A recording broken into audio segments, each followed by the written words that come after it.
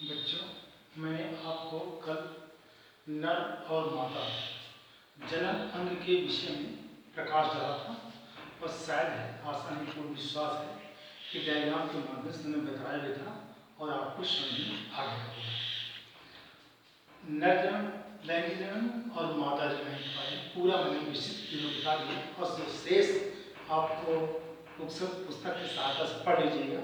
यदि किसी बच्चे को कोई समस्या है तो मेरे कमेंट्स बॉक्स के माध्यम से हमसे पूछ सकता है। इस तरह से मैं चैप्टर नंबर 3 को खत्म करके अगले चैप्टर को आपको ले चल रहा हूँ। उस चैप्टर का नाम, अगला चैप्टर है अध्याय 4 जनन स्वास्थ्य। गौर करिए, जनन स्वास्थ्य, इसको रिप्रोडक्टिव हेल्थ, रिप्रोडक्टिव, इस पर मैं आपको आज चर्चा करूंगा और अपनी चर्चा के माध्यम से आपको संतुष्ट करने का पूरा प्रयास करूंगा। और तो गौर करिए, जनन स्वास्थ्य का मतलब होता है कि जो हमारे रिप्रोडक्टिव ऑर्गन्स होते हैं उनको हम कैसे स्वस्थ रखें, इसका ये मतलब होता है। और मूलतः इस चैप्टर में परिवार नियोजन के बारे में बताया गया है, वो मैं आपको ले चलूंगा। परिवार नियोजन, जिसको कहते हैं फैमिली प्लानिंग, परिवार नियोजन, परिवार नियोजन। गौर करिए, जैसे कि ये शब्द ही बता रहा है, परिवार नियोजन का मतलब होता है कि एक नारा है, आपने सुना होगा, हम दो हमारे दो। इसका मतलब होता है कि हम दो और हमारे आने वाले संतान दो ही। जैसे मैं आपको एक एग्जाम्पल बता दूं, जब हमारा देश आज़ाद नहीं हुआ था उस समय हमारे यहाँ की जनसंख्या 35 करोड़ थी, ठीक। और 2011 की जनगणना के अनुसार हमारे यहाँ की जनगणना 121 करोड़ होगी।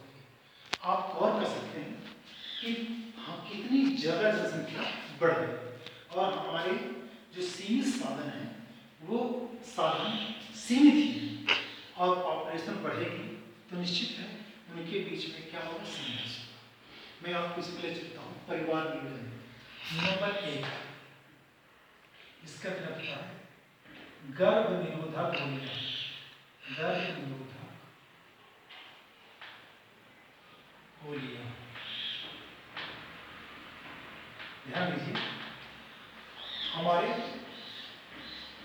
समाज में आज भी बहुत पढ़े लिखे इंसान हैं जो चाहते हैं कि हमारा परिवार सीमित, वो अनेक प्रकार के से अपने जो है फैमिली प्लानिंग को मेंटेन करें।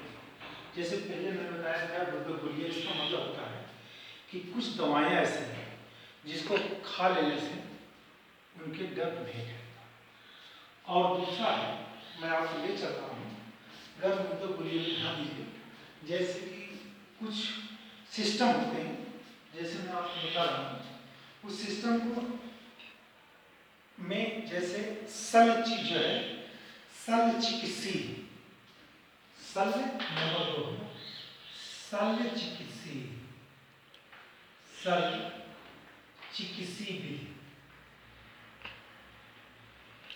शल्य चिकित्सी विधि। गौर करिए, ये क्या चीज है, मैं आपको इसको चित्र के माध्यम से आपको दे रहा हूँ, बहुत गौर से। जैसे नर, मेल जेंडर, ध्यान दीजिए, मेल जेंडर इस प्रकार से, और ये जो है वृषण पोस्ट होते हैं। मैंने बताया था आपसे कि 250 होती है, ठीक। शुक्ल कोशिका होती है 1 से 4 के बीच में, ठीक। इसके बीच में अंतरालिक, इसे बोलते हैं अंतरालिक कोशिका, पीछे पढ़ा है अंतरालिक कोशिका। और ये जो है ब्रस्ट जो है क्या होते हैं, पोस्ट होते हैं। गौर करिए, हमारा कॉन्सेप्ट कहाँ है, ये यहाँ से हो करके मैंने आपको समझाया था, ये यहाँ से होकर शुक्र निकलता है अंडवाहिका से, सॉरी शुक्रवाहिका से, शुक्रवाहिका के बाद पहले टेस्टिस में जाता है, फिर शुक्रवाहिका, इसके बाद अधिप्रसवन होता है। मैं आपको समझाया था, टेस्टिस ये हो गया, टेस्टिस ये हो गया, इसे कहते हैं शुक्राशय, शुक्रवाहिका और आदिप्रसवन, और इसके बाद होती है शुक्रवाहिनी। क्लियर? तो अब ध्यान दीजिए, जब ये शुक्राणु यहाँ जाते हैं तो हम इस भाग को यहाँ से क्या कर देते हैं, कट कर देते हैं। ठीक? तो ये शुक्राणु यहाँ से नहीं जा पाते हैं, आगे जो है ये विशेषित नहीं हो पाते, तो ये जो है इसके द्वारा संतान नहीं, ये नर जो सिस्टम आया है, कहते हैं। दूसरा है मादा में, जैसे गौर करिए मादा में क्या होता है, मादा में गौर करिए,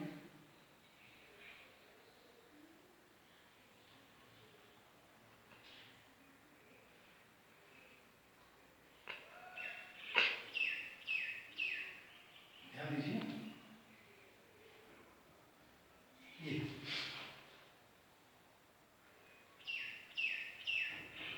ध्यान दीजिए, इसको मैंने समझाया कि गर्भाशय या अंडवाहिनी है, ठीक है, और इस अंडवाहिनी में यहाँ पे इसे तुंबिका कहते हैं। ठीक? अगर इसको यहाँ से ला कर देते हैं, मतलब ये जो ये पथ होता है, अंडवाहिनी का पथ होता है, इस पथ को हम जो है ब्लॉक कर देंगे, तो ये जो स्पर्म आएंगे, ये स्पर्म यहाँ जाने के बाद यहाँ ब्लॉक हो जाएंगे, यहाँ अंडवाहिनी तक नहीं पहुँचेंगे, और जो है हम पूर्ण रूप से विकसित नहीं हो पाएगा, स्पर्म नहीं हो पाएगा, तो वो जो है नहीं हो पाएगा। क्लियर? ये हुआ आपका, मैंने बताया सब चिकित्सीय सिस्टम से। अब आपको ले चल रहा हूँ अगले पे, वो उसे कहते हैं चिकित्सीय समापन। ध्यान दीजिए, या ये इसे बोलते हैं समगर्भता या समगर्भता। अगला इसका है समगर्भता। समगर्भता क्या है?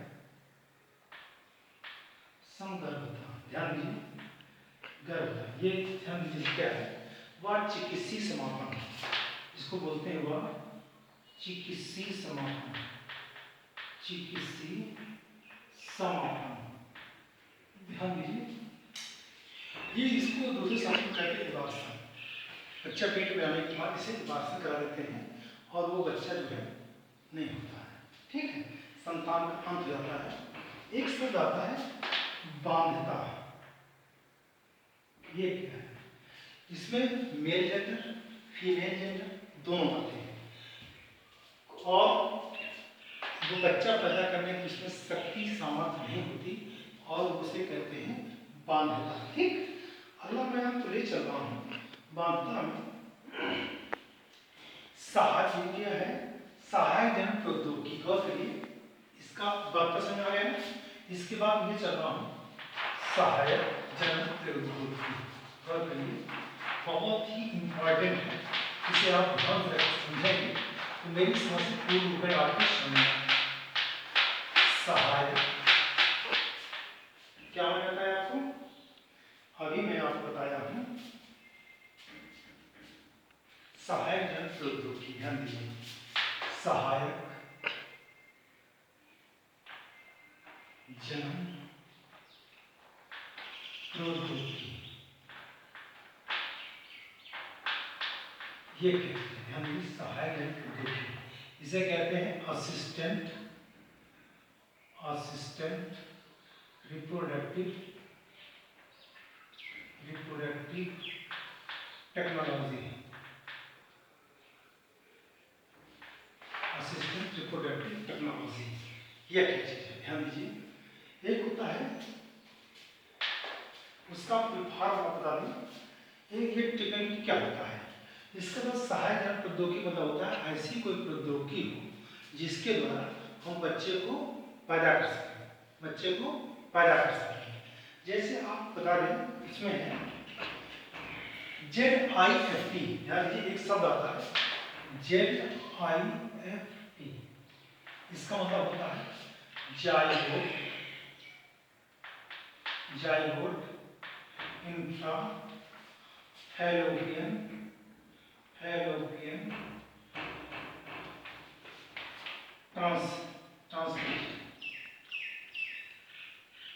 ट्रांसमिटेड। इसका मतलब क्या है? मैंने आपसे बताया था कि मेल का शुक्राणु, ठीक है, और फीमेल का ओवम मिलकर के जाइगोट आते हैं, और जाइगोट के बाद भ्रूण का विकास करते हैं और नए संतान की उत्पत्ति करते हैं। तो इसके द्वारा क्या होता है? ये होता है, आपको पता है जाइगोट, किसमें जाइगोट है? तो जाइगोट मतलब ये होगा कि मादा में वो भाग, ठीक है, जाइगोट पर मादा में फैलोनियन ट्यूब होगी, वो मैंने बताया था। तो इस तरह ट्यूब बनी थी, देखिए ये इस तरह होकर के ये फैलोनियन ट्यूब जो है इस तरह यहाँ आकर के ये हो गया, और ये मिले, ये इसे कहते हैं फैलोनियन ट्यूब, अंडवाहिनी कहते हैं, इसे क्या कहते हैं? अंडवाहिनी। ये भी फर्टिल, ये जो है फर्टिल भाग, ध्यान दीजिए, इसका मतलब ये होता है कि यहाँ पर जो ये भाग है, ठीक है, यहाँ पे जो ये भाग है इस फैलोनियन ट्यूब में, यहाँ पे इस भाग की यदि कमी है तो हम क्या करते हैं, इस अंडवाहिनी को यहाँ से करके टिश्यू ट्यूब द्वारा निकाल करके इसको यहाँ ये जो है गुंतिका, इसका स्थान से यहाँ पे डायरेक्ट द्वारा कर देते हैं। तो वो क्या कहलाता है आपको? ZIFT, ZIFT। नेक्स्ट इसमें से होता है IBT, ध्यान दीजिए, IUT, ठीक है। इसका मतलब ये हुआ कि ये हुआ इंट्रा यूट्रस ट्रांसमिटेड, ठीक। ये मेल में होता है, मेल में जो है ये होता है, तो उसको वहां पे पता चल रहा है कि टेस्टिस पर काट करके उसको, इसलिए मैं आपको ध्यान में बता चुका हूँ, उसको आप कह दीजिए। एक होता है सरोगेट मां, शब्द एक आता है सरोगेट मां, ध्यान दीजिए क्या होता है।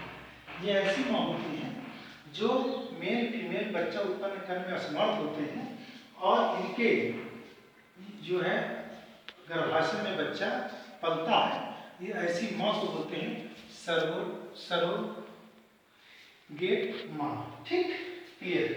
अगला वर्ड आता है, जो आता है JIFT, ध्यान दीजिए, एक शब्द आता है JIFT, गैमेटो, ठीक है, इंफ्रा फैलोपियन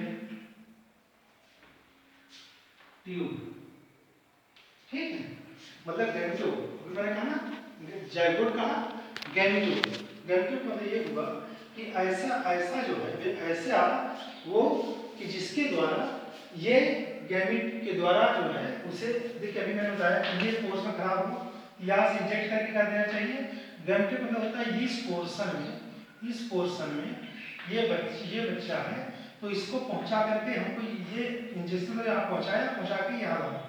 एक मैं आपसे बात समझाऊँ, जैसे होता है, जैसे मान लो ये कोई बच्चा पल रहा है, यहाँ पे इस पूरे पोर्शन में कोई बच्चा पल रहा है, तो ये क्या करते हैं, मतलब होता है इस पोर्शन से इसे जो है निकालना, ठीक है, तो ये उसमें एबार्शन कहा जाता है, ठीक है।